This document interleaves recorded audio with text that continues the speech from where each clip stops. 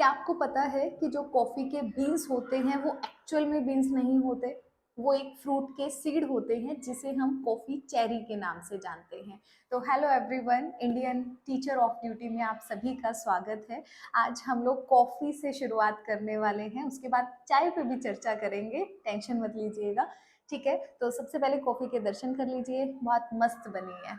ठीक है, इसकी अगर हम कुछ अच्छी बातें और करें, सबसे पहली बात जो सबसे ज़रूरी होती है वो क्या, जो इस कॉफ़ी को डिलीशियस बनाती है, उसकी चर्चा किए बिना तो चीज़ें अधूरी ही हमारे पास रहेंगी। अब बात करते हैं उसकी जो कॉफ़ी को मैजिकल बनाता है, मतलब कैफ़ीन के बारे में। ये तो आपने अक्सर सुना होगा कि अगर नींद आपको भगानी है तो कॉफ़ी पी लो, आपको बिल्कुल भी नींद नहीं आने वाली है। लेकिन इसके पीछे का रीज़न आप जानते हो? एक्चुअल में क्या होता है कि जो कैफ़ीन होती है वो एक तरह का स्टिमुलेंट होता है, मतलब एक्साइटर टाइप का होता है, जो सीधा हमारे ब्रेन को अफ़ेक्ट करता है। अब नींद कैसे भागती है? ये कैफ़ीन जो है वो हमारे मतलब हमारी बॉडी के अंदर जो एडिनोसिन होता है, एक तरह का न्यूरोट्रांसमीटर बोल सकते हो आप इसको। एडिनोसिन जो एक तरह का न्यूरोट्रांसमीटर होता है, उसको ब्लॉक कर देता है और यही आपकी नींद के लिए रिस्पॉन्सिबल होता है। इसीलिए कॉफ़ी पीने से नींद भाग जाती है। अभी मुझे तो नींद बिल्कुल नहीं आ रही है रिसेस के अंदर स्कूल में। लेकिन रुकिए, जो कॉफ़ी है वो सिर्फ कैफ़ीन के बारे में नहीं होती। एक्चुअल में अगर हम बोले कि कॉफ़ी एक तरह की ड्रिंक जो है, या फिर आप बोलो कि एक तरह का कंपाउंड है, ये बहुत सारे हज़ारों कंपाउंड से मिलके बना होता है, सिर्फ कैफ़ीन से मिलके नहीं बना होता। अब इसमें बहुत सारी चीज़ें आती हैं, कुछ फ्लेवर के लिए आती हैं, कुछ एंटीऑक्सीडेंट प्रॉपर्टी टाइप का रखते हैं जो हमारी हेल्थ के लिए अच्छा होता है। तो बहुत सारे कंपाउंड्स का मिक्सचर होता है, लेकिन हम हमेशा, हमारे दिमाग में आता है कि कॉफ़ी मीन्स कैफ़ीन। अब कुछ लोगों को कॉफ़ी पसंद होती है, कुछ लोगों को चाय ज़्यादा पसंद होती है। लेकिन अगर आपको सच बात बताऊँ तो कैफ़ीन है वो सिर्फ़ कॉफ़ी में नहीं होती, वो चाय में भी होती है, लेकिन कॉफ़ी के कंपैरेटिवली कम होती है। अगर हम सोशली बात करें तो जो चाय और कॉफ़ी दोनों हैं, वो दोनों ड्रिंक से कुछ ज़्यादा ही हैं। मतलब आप ये बोल सकते हो कि इस पूरी दुनिया के अंदर ये एक तरह से जो हमारे कल्चर्स हैं, हमारे रिचुअल्स हैं, उनका हिस्सा बन चुकी है। बहुत जगह पे हम लोग चाय देते हैं, चाय देने का मतलब एक तरह से आप ये बोल सकते हो कि वो हॉस्पिटैलिटी का साइन है। कई जगह पे कॉफ़ी के लिए पार्टी होती है, तो वो एक बहुत बड़ा सोशल इवेंट की तरह ट्रीट किया जाता है कई जगह पे। तो अलग-अलग जगह के अलग-अलग किस्से हैं, इनकी इम्पोर्टेंस है बाकी ड्रिंक के कंपैरेटिवली बहुत ज़्यादा है, ये सब हम सबको मालूम है। अब अगर चाय की बात करें तो चाय बहुत तरह की होती है। ब्लैक टी हमारे पास है, ग्रीन टी हमारे पास है, मिल्क टी हमारे पास है।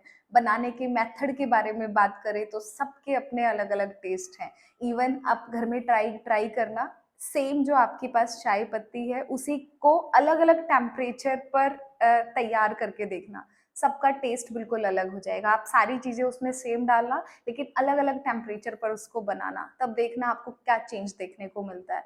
तो ये तो बहुत बड़ा एक कॉन्ट्राडिक्ट वाला सवाल है, सबका अलग-अलग तरीका है, कॉफ़ी बनाने का तरीका सबका अलग है, दूध में डालो, कॉफ़ी मिला मिला दो, या थोड़ा-सा पानी डाल के उसको अच्छे से फेंटो, अच्छे से फेंटने के बाद फिर आप उसके अंदर थोड़ा-सा मिल्क ऐड करो, या सीधा पानी, गरम पानी लिया, कॉफ़ी डाली, उसके अंदर थोड़ा-सा घी आपने डाल दिया, सुबह-सुबह ब्लैक कॉफ़ी जिसको बोल देते हैं, अच्छी भी होती है।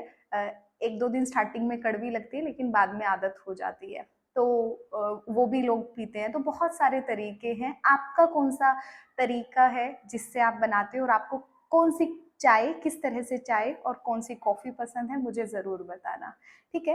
अच्छा, इन सब बातों को छोड़ के अगर हम आगे बात करते हैं, तो इनकी और भी कुछ क्वालिटीज़ हैं जो शायद हमें नहीं पता होती। मुझे भी नहीं पता था, मुझे वीडियो बनानी थी तो मैंने पहले इसके बारे में बहुत सारी चीज़ें पढ़ी, तो मुझे भी पता चला, तो मैं आपको ज़रूर शेयर करूँगी आपके साथ। एक चीज़ जानकर मैं बहुत हैरान हो गई थी कि जो चाय और कॉफ़ी है, वो दोनों हमारे दाँतों को स्टेन कर सकती है। लेकिन अगर आप ज़्यादा अमाउंट में लेते हो, मतलब जैसे जिनकी डेली की आदत है, सुबह भी चाय पीनी है, शाम को भी चाय पीनी है, तो उनको थोड़ी-सी सावधानी बरतनी चाहिए। ज़्यादा बड़ा सॉल्यूशन नहीं है, छोटी-सी ट्रिक है, 100% परफेक्ट सॉल्यूशन भी नहीं है। आप चाय या कॉफ़ी पीने के 2-3 मिनट के बाद अच्छे से कुल्ला कर लीजिए, जिसको हम बोलते हैं कि मुँह में पानी लिया, अच्छे से रिंस किया, तब आपने निकाल दिया। छोटी-छोटी चीज़ें हैं, काम आ जाती हैं।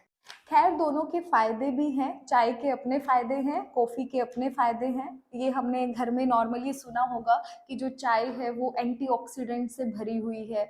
इतनी मस्त प्रॉपर्टीज़ हैं जो चाय में मिलती हैं, जिसकी वजह से नॉर्मली कहते हैं कि कैंसर से थोड़ा-सा बचाव करने में मदद करती है। मतलब ऐसा नहीं है परफेक्ट सॉल्यूशन है, बट एंटीऑक्सीडेंट अच्छे होते हैं चाय के अंदर। अगर हम कॉफ़ी की बात करें, कॉफ़ी के अंदर भी बहुत अच्छी-अच्छी क्वालिटीज़ हैं। जैसे एक डिज़ीज़ है, पार्किंसन डिज़ीज़ है, उसको कम करने में हेल्प करती है। टाइप 2 डायबिटीज़ है, उसको कम करने में मदद करती है। तो इनके अपने-अपने बेनिफिट्स हैं और अपने-अपने नुकसान भी हैं। मतलब अगर हम किसी चीज़ की अति लेते हैं तो वो हमेशा नुकसान करती है। तो लिमिट में चाय, कॉफ़ी पियो। आपने कई जगह पे सुना होगा ना कि दूध वाली चाय नुकसान करती है। क्यों करती है? उसके बारे में एक कुछ स्टडी थी, मैंने वहाँ पे पढ़ा था। एक्चुअल में क्या होता है कि चाय के अंदर एंटीऑक्सीडेंट प्रॉपर्टीज़ अच्छी होती है, अभी-अभी मैंने आपको बताया था। अब जैसे ही हम मिल्क ऐड करते हैं, तो वो उसकी एंटीऑक्सीडेंट प्रॉपर्टीज़ को रिड्यूस कर देता है। कुछ थियरीज़ ये बोलते हैं, इसीलिए बोलते हैं कि चाय के अंदर दूध नहीं मिलाकर पीना चाहिए। लेकिन हमारे घर में तो सबको दूध वाली चाय अच्छी लगती है। इसी के साथ-साथ एक ज़िक्र और आता है घर के अंदर, अगर हम साइंटिफिकली बात करें, पानी के अंदर दूध डालकर अगर आप चाय बनाते हो या दूध के अंदर पानी मिलाकर अगर आप चाय बनाते हो, मतलब पानी पहले लो या दूध बाद में, या दूध पहले लो, पानी बाद में, तो साइंटिफिकली कोई फ़र्क नहीं पड़ता। लेकिन हमारे घर में बहुत बड़ी बहस हो जाती है इस चीज़ पे, पहले पानी लेना है, फिर चाय पत्ती डालनी है, उसके बाद जाके दूध डालना है। तो हमारी सोसाइटी के अंदर बहुत बड़ी डिबेट इस चीज़ के ऊपर हो सकती है, लेकिन साइंटिफिकली कोई फ़र्क नहीं पड़ता। एक और ख़ास बात कि जो चाय है उसमें कैफ़ीन है, वो उसकी जो मात्रा है, उसका जो कंटेंट है वो वेरी कर सकता है। कैसे वेरी कर सकता है? जैसे जो यंग लीव्स होते हैं हमारे पास या बर्ड्स होते हैं प्लांट के, उनमें कैफ़ीन ज़्यादा मिलता है। मतलब अगर वो वाले पत्तों वाली से अगर आप चाय बनाते हो तो उसमें कैफ़ीन अच्छा मिलेगा, स्ट्रॉन्ग मिलेगी आपको वो चाय पत्ती, और दूसरे वाले जो पार्ट्स हैं वहाँ पर कैफ़ीन आपको कम देखने को मिलेगा। तो ये जो वैरायटी है ना चाय की, वो इस तरह से आपकी वेरी कर सकती है। मतलब जो लीफ है उसकी पोजीशन पर वेरी करती है प्लांट की, कि वो किस पोजीशन पर है, उसी हिसाब से उसकी कैफीन कंटेंट है वो आपका वेरी कर सकता है।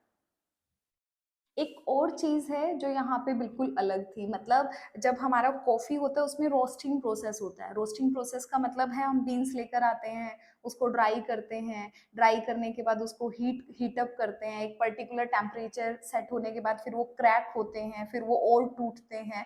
तो ये फिर वो फाइनली उसको ठंडा करते हैं। तो ये सारा का सारा रोस्टिंग प्रोसेस होता है कॉफ़ी के लिए।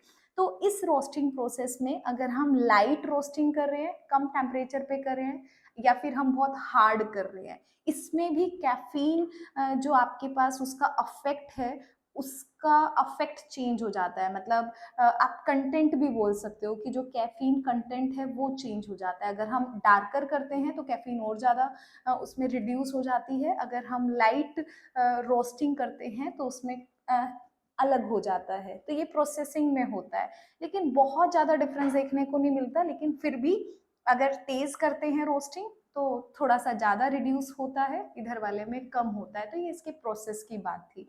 तो यहाँ हमारी चर्चा चाय और कॉफ़ी पे ख़त्म होती है। अगले वीडियो में फिर मिलते हैं, तब तक के लिए बाय बाय, ध्यान रखिएगा अपना।